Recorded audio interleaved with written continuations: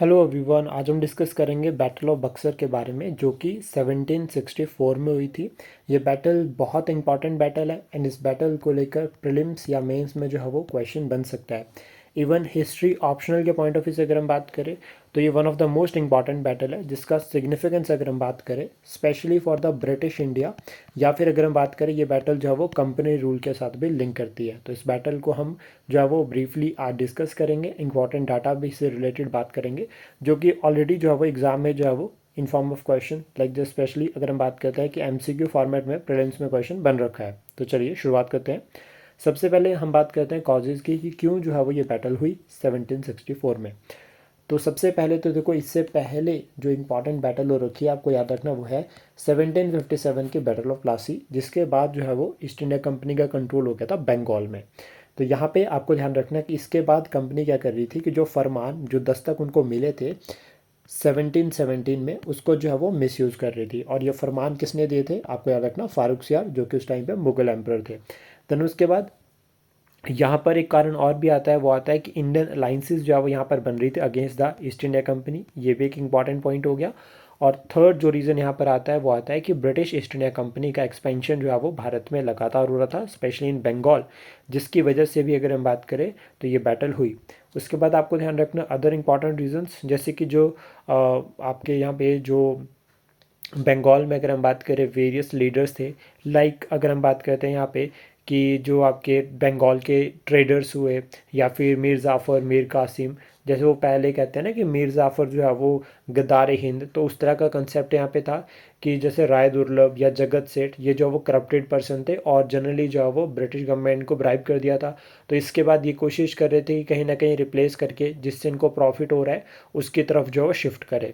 उसके बाद एक और पॉइंट आपको याद रखना है कि जो ब्रिटिश गवर्नमेंट की एग्रेसिव पॉलिसी है, जो उनके जो टेरिटोरियल एम्बिशंस थे, वो भी कहीं ना कहीं जो है वो कारण बनते हैं बक्सर के युद्ध के। तो आपको जो कोर रीज़न याद रखना है वो ये ग्रैंड अलाइंस है, जो ये ट्रिपल अलाइंस बनी थी, जिसमें अगर हम बात करें शुजाउद्दौला, मीर कासिम और साथ में शाह आलम सेकंड, ये तीनों जो है वो यूनाइट हुए थे against the east India company, और इसकी वजह से जो है वो अगर हम बात करें ये बैटल मेनली हुई।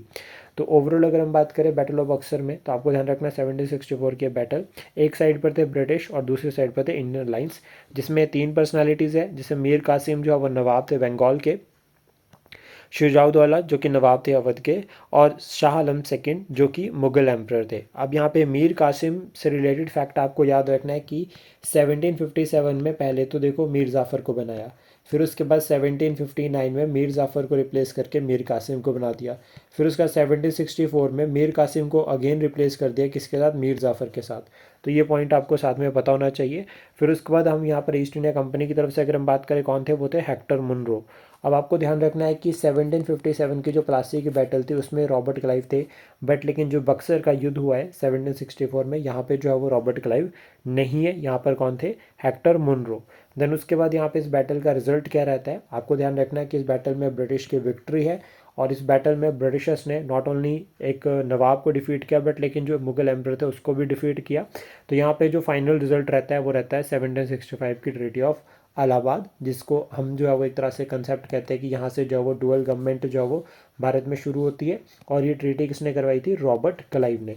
और ध्यान रखना है यहाँ पे जो डुअल गवर्नमेंट का जो कंसेप्ट है वो किस फॉर्म में जो है वो शुरू होता है, दीवानी और निज़ामत, जो कि 1772 तक रहा था जब वॉरेन हेस्टिंग ने आकर इसको जो है वो अबॉलिश किया था। और इसके बाद हम ये भी कह सकते हैं कि 1765 से लेकर 67 के बीच में जो रॉबर्ट क्लाइव है वो जो है वो एज एन गवर्नर जो है वो उन्होंने जो है वो ज्वाइन किया था। और ध्यान रखना है रॉबर्ट क्लाइव ने अपने करियर की शुरुआत कैसे करी थी, एज एन क्लर्क। एक और फैक्ट यहाँ पे याद रखना है कि रॉबर्ट क्लाइव पहले गवर्नर है जो आपका फोर्ट विलियम हो गया, और जो कोलकाता ये जो फोर्ट था इसको फोर्ट विलियम भी कहा जाता था। आई होप ये इन्फॉर्मेशन आपको एग्जाम के हेल्प करेगी। Thank you, please support share and subscribe daily fact.